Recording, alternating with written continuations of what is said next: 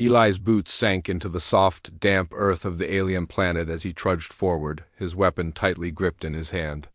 The battle was nearly over. His unit had pushed the enemy forces back, and it was only a matter of time before the last pockets of resistance were wiped out.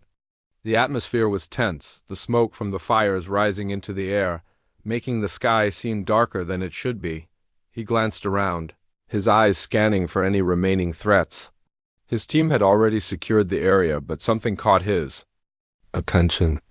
A faint, soft cry carried on the wind, barely audible over the sound of the ongoing chaos.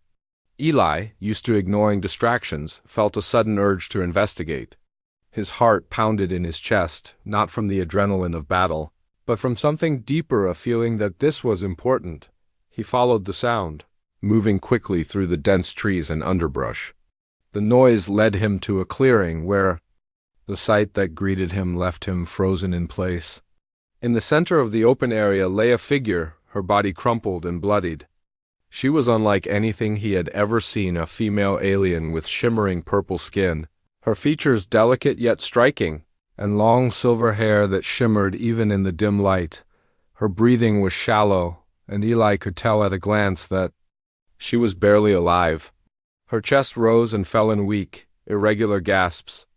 The rest of her body was bruised, and her once glowing eyes were now dull with pain. Eli's heart skipped a beat. This was no ordinary alien. This was a princess, or at least someone of high importance, given the ornate markings on her clothing and the elegant designs of her armor. But what really caught his attention was the symbol on her chest, a crest that he recognized from his briefings.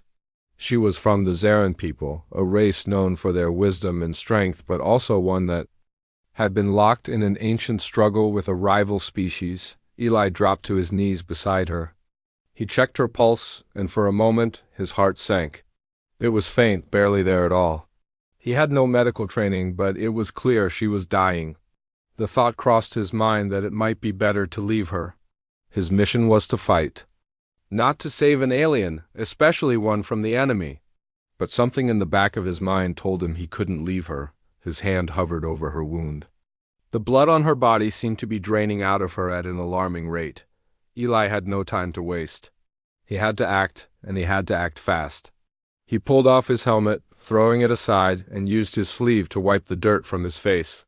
Then, looking down at the dying princess, he made a decision. Without thinking, he grabbed his own wrist and pierced the skin with the sharp edge of his combat knife. A small cut appeared, and blood began to flow freely. The pain was sharp, but Eli barely noticed it.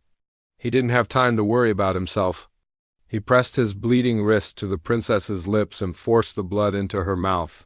For a moment, nothing happened. Eli held his breath, praying that the blood would somehow help, praying that he hadn't made a terrible mistake. But then, something strange began to happen. The princess's body jerked, as though a sudden jolt of life had surged through her. Her chest rose more steadily, her breathing became deeper, and her eyes, those beautiful, glowing eyes, began to flicker. Back to life, Eli stared, wide-eyed, as the color seemed to return to her face. It wasn't a typical recovery, nothing he'd ever seen before, but it was clear that something had shifted in her, something incredible. The princess's hand, weak at first, grasped his wrist with surprising strength, her fingers tightening around his arm. Her voice, though faint and strained, escaped her lips. "Why, Did you do this?" she whispered. Eli, still in shock, didn't know how to answer. "I couldn't just leave you here," he said, his voice low. "You were dying. I thought, maybe maybe my blood could help." Her grip loosened as she rested her head back against the ground, her body still trembling slightly. But her breathing was steady now, and there was a faint spark of life in her eyes. "Your blood," she whispered, her voice barely audible. It's more than just a gift. It's a connection." Eli didn't understand what she meant, but before he could ask, the princess closed her eyes, her body still trembling in his arms. For a moment, he was afraid that she might slip back into unconsciousness.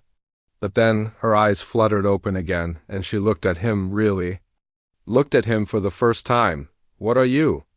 she asked, her voice full of curiosity and disbelief. Eli didn't have an answer. He had no idea what had just happened. All he knew was that, somehow, he had saved her life. As he watched her breathing becoming more stable, he couldn't help but wonder if this moment, this strange and unexpected act, was the beginning of something far greater than he could have ever imagined. The moments after, Eli's decision to help the princess felt strange. The alien woman's grip on his wrist slowly loosened and her breathing became steady. Her skin, once pale and cold, was now warm to the touch. Eli sat beside her, watching as her chest rose and fell with a normal rhythm. It was nothing short of miraculous. The sun was beginning to set behind the dense trees of the forest, casting long shadows over the battlefield. The chaos of the fight had died down, but there was no time to relax. Eli had a mission to complete, and he knew he had to get back to his unit. Yet something in him told him to stay just a little longer. The princess, still weak but alive, turned her head toward him. Her eyes, once dull and clouded, now shone with an intensity that startled Eli. She studied him with a look that seemed to hold more questions than answers. "Why did you help me?" she asked again, her voice growing stronger. It was no longer a whisper, but a soft, confident tone that made Eli feel as though her very presence commanded respect. Eli swallowed, unsure how to explain what had driven him to act. He had never been one to waste time with unnecessary emotions, but something about this situation felt different. "I couldn't just leave you to die," he said simply. "You were in trouble, and I did what I thought might save you." She didn't speak right away, but her expression softened as she gazed at him. Her eyes, a striking shade of violet, seemed to be studying him in a way that made him feel exposed. It was as if she could see inside him, into parts of him that even he didn't fully understand. "You are not like the others," she said quietly. "You are different. There is something in you." Eli shifted uncomfortably.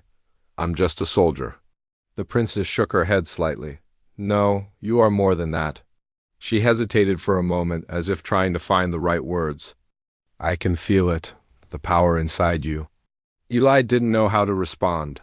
He had been trained to fight, to survive, not to have conversations about power or destiny. He wasn't even sure what she meant. But before he could ask, she continued, "My people, we were cursed," she said softly, her voice full of sorrow. "For centuries we have fought this curse, tried to break it, but nothing worked. We thought that no one could help us."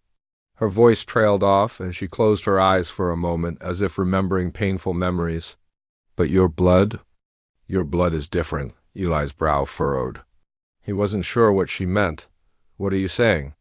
The princess slowly pushed herself into a sitting position, still weak but determined. "My people," she began again, "were once the greatest warriors in the galaxy. We built civilizations, brought peace to the stars, and conquered worlds. But then the curse began. We lost our strength, our power. We started to weaken, and our enemies took advantage of us. The curse has been passed down through generations." Eli listened intently, unsure of what to make of her story.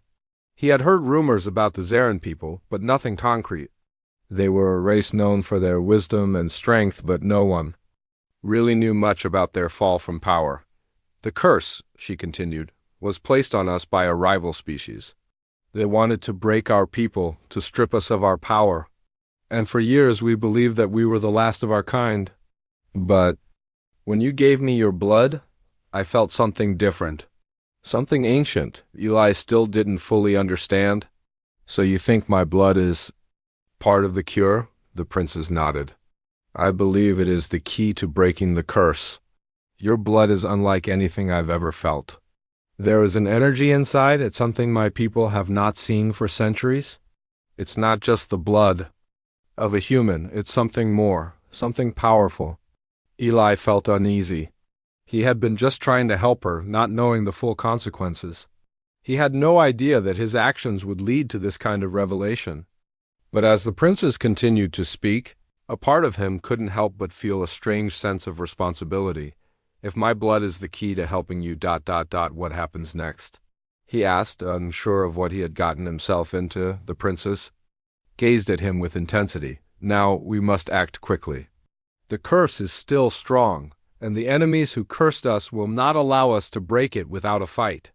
We must find the ancient places of power on my planet and unlock the secrets hidden there. But we cannot do it alone. Eli felt the weight of her words. He had never intended to be involved in something so much larger than himself. But somehow the princess's words struck a chord within him. He had never felt like a part of something bigger than a soldier, but now he realized that his actions had set something in motion that he could not ignore. "We will need to be ready for what comes next," the princess said, her voice steady despite her exhaustion. "Your blood has connected us, Eli, and together we might be able to break the curse." Eli looked at her, still unsure of what was happening but feeling a strange pull in his chest. He had no idea where this path would lead, but he knew one thing for sure. He couldn't turn back now. The next few days passed in a blur. Eli had done his best to keep up with the princess, Lyra, as she recovered. The planet's forests had been quiet, but every now and then Eli's instincts told him that danger was still lurking. He couldn't help but feel that the attack on her life wasn't just random. Someone had to have known she was here, hidden in the wilderness. But who? Lyra, despite still being weak, had begun teaching him more about her people, the Zaren. She spoke of the once great civilization they had built, their beautiful cities and their long-standing peace. They were known across the galaxy for their wisdom and strength, and their alliance with other peaceful species had made them some of the most respected beings in the stars. But that was before the curse had started to spread. The curse was not a typical sickness. It wasn't something that could be cured with medicine or time. Lyra explained it in a way that felt impossible, but Eli could feel the truth in her words. Her people had been made weaker, their minds clouded by an ancient, dark force. The strength of her people had been drained, and they had no idea how to stop it. "We've lost our way," Lyra told him one evening, as they sat around a small fire. "The curse is not just about weakness, it's about control. The ones who placed it on us, they wanted to break us, and they succeeded." Eli was silent for a long time, staring into the flames. He couldn't imagine what it must have been like to live through something like that. His own people, the humans, had faced their struggles, but nothing like what Lyra described. Still, there was something about her that made him feel like there was hope. "So how do we stop it?" he asked, his voice low. Lyra's eyes met his. "We need to find the old temples of my people. They are hidden across this planet. They are places of great power. The curse began to spread from these sites, but they are also the places where the power to stop it lies." Eli wasn't sure how they would be able to find these temples or what they would have to face to reach them. He was just a soldier after all, but there was a part of him that couldn't ignore the pull of Lara's words. He had seen how much strength she had in her even after what she had gone through. She wasn't just a princess, she was a leader, and he realized that, somehow, he was starting to believe in her mission, even if he didn't fully understand it. The next day, they began their journey toward the first temple. The dense forest stretched out before them, and Eli led the way, his weapon drawn, watching for any signs of danger. Lyra walked beside him, her pace steady despite the exhaustion still lingering in her body. Every now and then she would pause, sensing something he couldn't see. It was as if she could feel the presence of the curse itself, like it was lurking in the shadows, waiting for them to fail. As they walked, Lyra shared more of her history. She told him of the enemies her people had once fought, an ancient race of conquerors known as the Zarar. These beings had always been a threat, but they had never been able to overcome the Zaren until the curse. With the curse weakening her people, the Zarar had found their chance. They began their attack, and with every passing battle, the Zaren grew weaker until they were no longer able to defend themselves. The curse had turned their greatest strength into their greatest weakness. "We were unstoppable," Lyra said softly. "But the Zarar knew that they couldn't defeat us in battle alone, so they turned to dark magic. They cursed my people, drained us of our strength. It was a slow process, but now our people are scattered. The few of us who remain, we are trying to find a way to break the curse." But the answer is hidden in those temples. Eli had never heard of anything like that. Dark magic. It sounded like something out of a fairy tale. But the way Lyra spoke, the way she believed in it so deeply, made him wonder if there was some truth to it after all. He had seen things in his time, things that couldn't be explained by logic alone. Maybe this was one of those times. As they continued walking, they came to a clearing. In the distance, Eli could see what looked like an ancient structure, half buried in the earth. Lyra's eyes brightened, and she quickened her pace, eager to reach the temple. "We're here," she whispered. The temple stood tall and silent, its stone walls covered in moss and vines. It had been abandoned for centuries, but the power within it was still strong. Lyra approached the entrance cautiously, her hand reaching out to touch the weathered stone. Eli watched her, unsure of what to do next.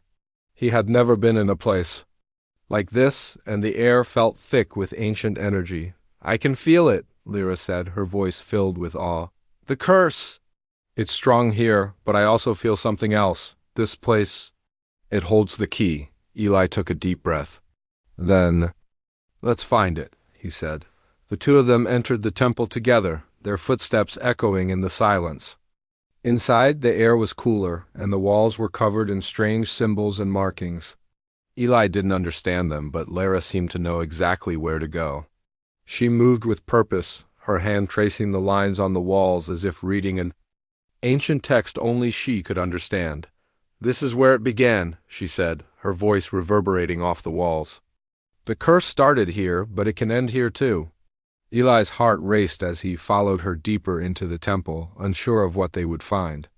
But he knew one thing for certain: their journey had just begun. And somehow he had become a part of it, whether he liked it or not. The air inside the temple was thick with dust and age. As Eli and Lyra moved deeper into the ancient structure, the weight of the silence pressed on them. Each step they took echoed in the stillness, as if the temple itself was holding its breath. The stone walls were covered in strange, intricate carvings, but Eli couldn't make sense of them. He wasn't an archaeologist, he was a soldier. He had been trained to fight, not to read ancient texts. But Lyra seemed to understand everything. Her fingers traced the carvings with care, as if she was searching for something only she could see. Eli glanced around the room, unease creeping over him. The temple felt alive with energy, but it wasn't a welcoming energy.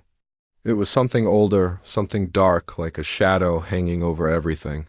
He couldn't shake the feeling that they were being watched. "This is the heart of it," Lyra said quietly, her voice almost a whisper. "The place where the curse began." Her words sent a chill down Eli's spine. He had seen and fought many things in his time as a soldier, but nothing like this. The very air seemed to hum with a dark presence, and he could feel it, an overwhelming sense of power, but not the kind that felt good or righteous. This was different.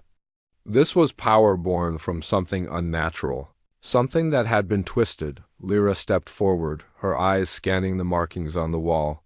She was so focused that she didn't seem to notice how tense Eli had become. "This is it," she murmured, her fingers tracing a particular symbol on the wall. The symbol seemed to glow faintly under her touch, as if recognizing her presence. Eli took a step back, unsure of what was happening. He had been so sure that his role was to protect her, to help her on this journey. But now, as they stood in this ancient place, he wondered if he was out of his depth. What did he really know about curses, about ancient powers? What if they were making a terrible mistake? What if they were walking straight into a trap? But Lyra turned to him, her eyes soft but determined. "This is the key," she said, her voice steady. "This temple holds the power to break the curse, but we have to unlock it. And for that I need your help." Eli nodded, though he still didn't fully understand. "What do we need to do?" Lyra hesitated for a moment, as if gathering her thoughts. "I need to connect with the power inside the temple," she said. "It's tied to my bloodline, my people. The curse came from here, but it can also be undone here. But to do that I need to release the energy trapped in the temple, and to do that, I need your blood again." Eli's heart skipped a beat. "My blood? Again?" Lyra nodded. "Yes, the bond between us is stronger now. It's more than just a connection. It's part of what can break the curse. Your blood is ... It's special. I don't fully understand why, but it's tied to this place, and it's the key. Eli looked down at his hand, the same hand that had given her blood not so long ago. It felt strange to think that his blood, something so ordinary to him, could be the thing that would change the fate of an entire species. He had always been just a soldier, someone who followed orders, but now he was something else, a part of something bigger, a part of something that could save or destroy. I don't know if I'm the right person for this, Eli said, his voice low. I'm just ... a soldier. I don't understand any of this. Lyra placed a hand on his arm, her touch light but firm. I understand, but I trust you. You've already given me a part of yourself, and now I need you to trust me. This is the only way. Eli took a deep breath, trying to steady himself. He had seen impossible things happen before, but this was different. This was beyond anything he had ever imagined. Still, there was something about Lyra, her strength, her belief, that made him want to believe in it too. If she thought this was the way, maybe it was. All right, he said, his voice more certain than he felt. What do we do? Lyra smiled, her eyes filled with a mix of gratitude and determination. We need to activate the temple's core. There's a chamber below us. It holds the source of the curse, and the source of its undoing. We must reach it before the curse's energy becomes too strong. Without waiting for a response, she led Eli through the temple, her steps confident, her face set with resolve. Eli followed, still unsure but willing to trust her. As they descended deeper into the temple, the air grew colder. The walls seemed to close in, and the shadows grew longer. Every step felt heavier, as if the temple itself was pushing back. Reluctant to let them reach the source. At last, they reached a large chamber. The room was dimly lit by strange, glowing crystals embedded in the walls. In the center of the room stood a massive stone altar covered in moss and vines. The air around it seemed thick with energy, almost unbearable. This is it, Lyra said, her voice barely more than a whisper. She approached the altar and placed her hand on the stone surface. The moment she did, the room trembled slightly, and the energy in the air grew even stronger. Eli stepped forward, his heart pounding in his chest. He felt the power in the room, felt it tugging at him, pulling him in. The room was alive with it. And as Lyra stood there, her hand on the altar, the air seemed to shift. Something deep within the stone began to awaken. We have to hurry, Lyra said urgently. The curse is stirring. It won't be long before she could finish. The ground beneath them shook violently, and a low, rumbling sound echoed through the chamber.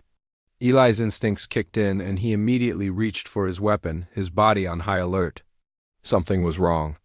Very wrong. The ground trembled again, and Eli's hand instinctively went to his weapon, his heart racing. The rumbling sound grew louder, filling the chamber with a deep, echoing vibration. It felt like the very walls were closing in on them, the weight of the ancient power stirring in the stone beneath their feet. Lyra, we need to get out of here, Eli shouted, his voice tense, but Lyra stood frozen, her hand still resting on the stone altar. Her eyes were closed, and she seemed to be focused, as though she was tapping into something deep within herself. Her body was trembling, but it wasn't from fear. It was from the sheer force of the power she was trying to connect with. I can't leave, she said, her voice barely above a whisper. This is the key. This is the only way. Eli looked around, feeling the energy in the room intensifying. He could feel it pulling at him like invisible hands trying to drag him deeper into the earth. His skin prickled and his pulse quickened. Whatever was happening, it wasn't just the temple shaking, it was something far more dangerous. The curse was awakening, and they were standing right at its source. Lyra's face was pale, but her expression was one of determination. I need your blood again, she said, her voice firm. It's the only way to activate the power. Eli hesitated. The last time he had given his blood to her, he hadn't understood the consequences. He didn't fully understand now either, but looking at Lyra's determined face, he knew he had no choice. There was too much at stake. If they didn't do this, the curse would continue to spread, and there was no telling what might happen. Next. All right, he said, his voice steady despite the growing pressure in the room. Let's do it. Without wasting another moment, Eli stepped forward, his blood already beginning to rise to the surface of his skin. He didn't need to cut himself again. He simply focused, willing his body to release the blood Lyra needed. His wrist bled once more, the crimson liquid flowing freely as he pressed it to the stone altar beside her. Lyra's eyes opened, glowing with an intensity that sent a shiver down Eli's spine.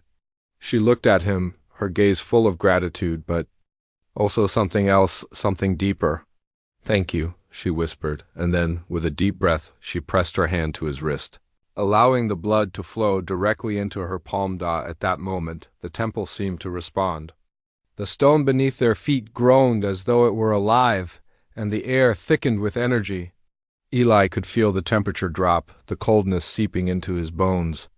The walls began to glow faintly, the ancient symbols lighting up as the power from the blood activated something deep within the temple.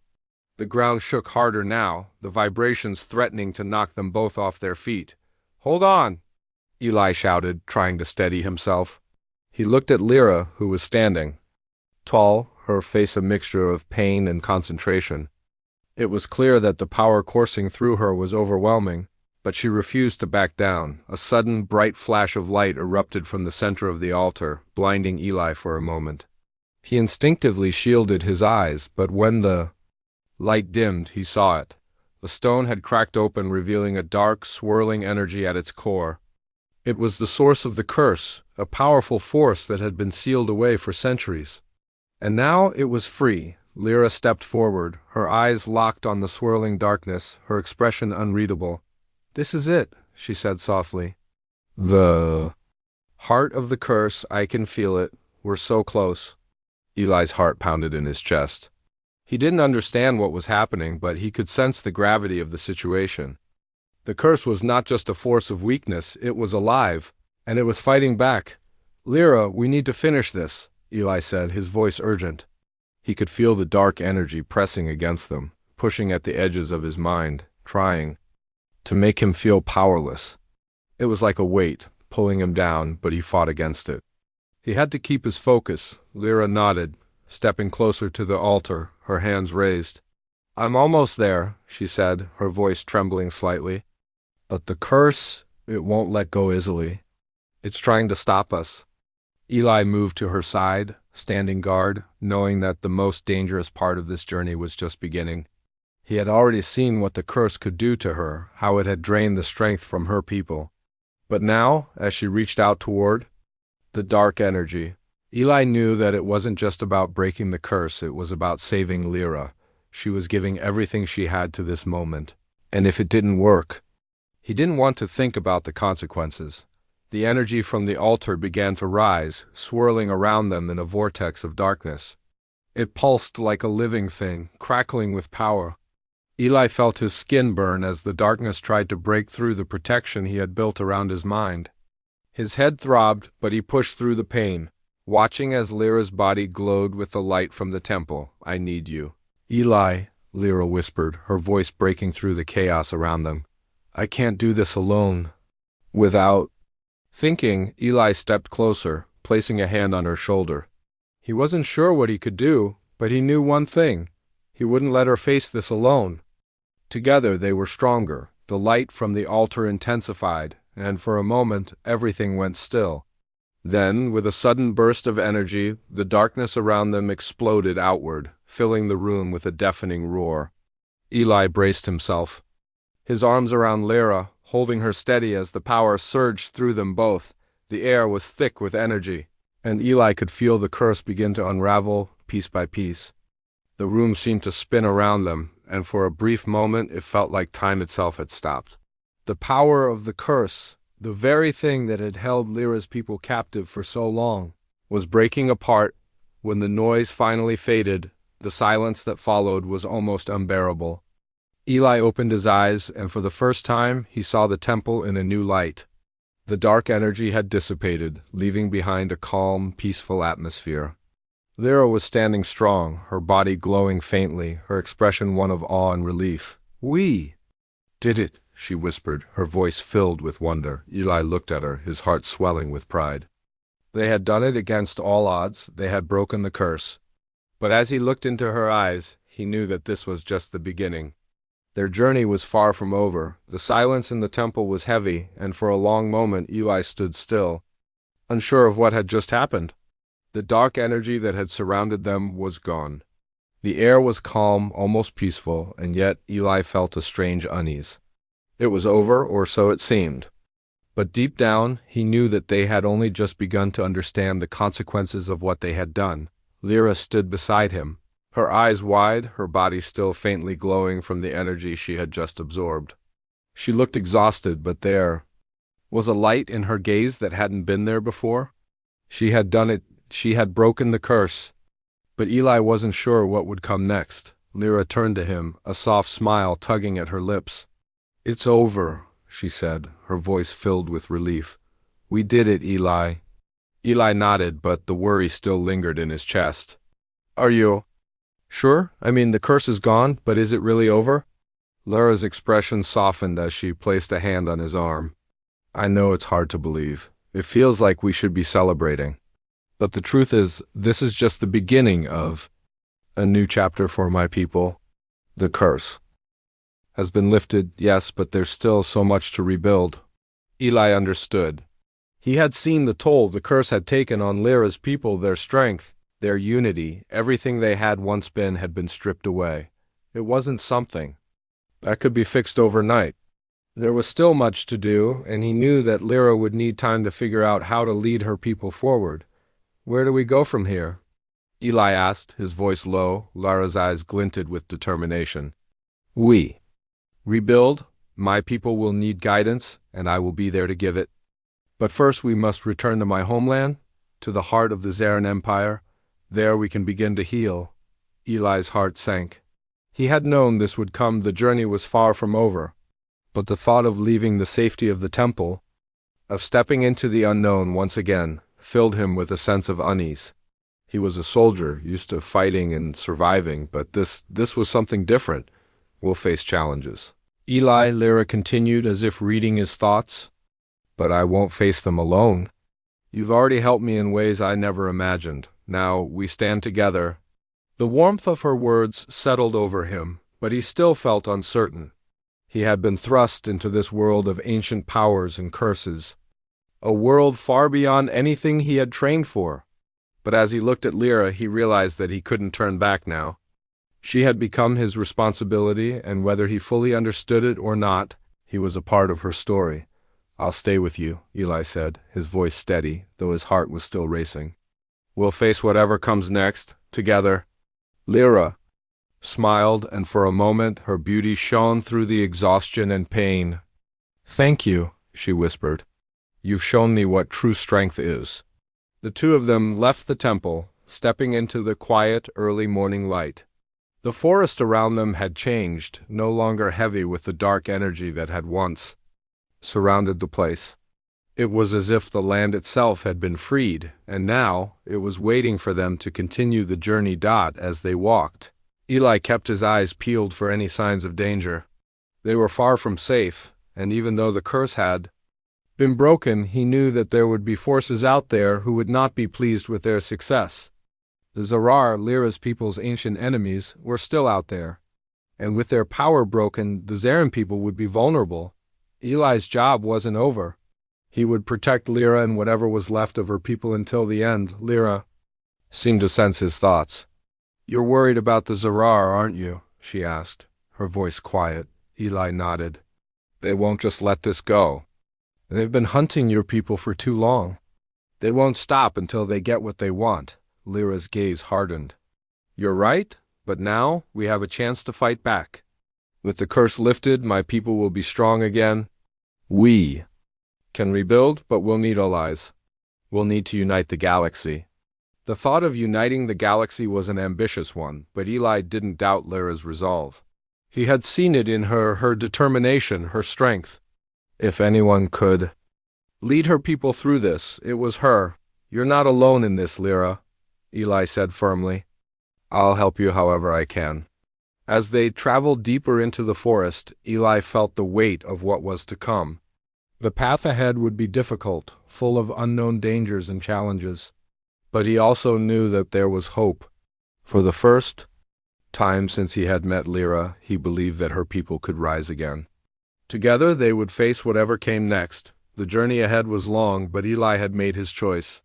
He would stand by Lyra, protecting her and her people, as they rebuilt their world and fought for a future free from the darkness that had held them captive for so long. And so, as they walked side by side through the quiet forest, the sun rising. Above them, Eli felt a sense of purpose he had never known before. He was no longer just a soldier. He was part of something much bigger. And no matter what happened, he would stand by Lyra and fight for her people until the very end. The journey from the temple was longer than Eli had expected. The forest, once filled with the heavy weight of the curse, now felt strangely calm. But there was still an unease in the air, a quiet tension that lingered. Every step they took seemed to echo, not just in the forest, but in Eli's mind. The fight for Lyra's people wasn't over, and as they moved toward her homeland, the danger they would face seemed to grow with every mile. Lyra walked beside him, her pace steady, her face filled with determination. Her strength had returned, since the curse had been lifted, but Eli could still see the toll it had taken on her. She had lost so much her people, her home meant now she was about to lead them back from the brink of destruction. Eli admired her resilience, but he also knew that the road ahead would be difficult, and they would need more than just strength to succeed. We're getting closer, Lyra said, her voice soft, but filled with purpose. My people are waiting. They don't know yet that the curse is gone. They don't know that we've broken it, Eli nodded, glancing at her. He could see the uncertainty in her eyes. She was a leader, but leading her people out of the darkness wasn't going to be easy. What will you tell them? He asked. Lyra paused for a moment, her gaze distant. I'll tell them the truth. That we fought for so long, and now we have a chance to rebuild, but it won't be easy. There are those who will not accept the change. There will be enemies, even within my own people. Not everyone will be ready for what's to come. Eli understood. Change was always hard, especially after so much loss. But he also knew that Lyra was a strong leader, one who wouldn't back down. She had already shown him that. They traveled through the dense forest for another few hours before they reached the outskirts of a ruined city. The once great capital of the Zarin Empire now stood as little more than broken buildings and fallen stone walls. The city had been abandoned long ago, the people scattered, their homes destroyed. But despite the destruction, there was a quiet beauty to the place. The land around it was lush and green, nature slowly reclaiming what had once been hers. Lyra stopped at the edge of the city, her eyes sweeping over the ruins. There was sadness in her gaze, but also hope. This is where we begin, she said. This is where we rebuild. Eli stood beside her, taking in the scene. It was hard to imagine what the city had once been. The grandeur of the stone structures, the wide streets filled with life now, all of it lay in ruin. But he also saw something else, the potential for renewal. With Lyra leading her people, this place could rise again. He believed that a group of Zarin survivors emerged from behind the rubble, their eyes filled with curiosity, but also uncertainty. Lyra stepped forward, her posture straight and confident, but Eli could see the nervousness in her eyes. She was about to reveal the truth to her people, and she didn't know how they would react. We've returned, Lyra said, her voice strong, echoing in the empty streets. The curse is broken. We can rebuild? The group stood in silence, unsure of what to make of her words. For a moment, Eli thought they might not believe her. But then an older Zarin stepped forward, his eyes narrowing as he studied Lyra. How do we know you speak the truth? The old Zarin asked, his voice full of suspicion. How do we know the curse is truly gone? Lyra didn't hesitate. I felt it. The curse is gone. The power that held us back has been broken, and now it's time for us to rise again. Eli stepped forward, his hand resting on the hilt of his weapon. The Zarin who had spoken looked at him, and Eli nodded in response. He wasn't here to fight. He was here to support Lyra, to protect her as she led her people into a new future. The old Zarin didn't speak for a long moment. He looked from Lyra to Eli, his eyes filled with doubt. But then, slowly, he stepped aside. "We will follow." "You," he said, his voice softening. "If you believe the curse is gone, then we will trust you." Lyra let out a breath she hadn't realized she was holding. "Thank you," she whispered. Eli watched as Lyra's people began to gather around her, their faces filled with hope. It was a small victory, but a victory nonetheless. They had taken the first step in rebuilding their world. As the sun began to set, casting a warm golden light over the city, Eli found himself standing beside Lyra, watching her people begin to work. Some began clearing the rubble, while others started to organize supplies. There was still much to do, but the first steps had been taken. "This is just the beginning," Lyra said quietly, her voice filled with determination. Eli nodded. "I know." He had seen what Lyra's people had gone through, their suffering, their loss. But now he saw something different in them. There was hope, there was strength. And with Lyra leading them, he believed that they could rebuild what had been lost. As the last rays of the sun disappeared behind the horizon, Eli felt a sense of peace settle over him. The road ahead would be long and difficult, but it was a road they would walk together. And no matter what challenges lay ahead, he would stand by Lyra and help her lead her people to a brighter future.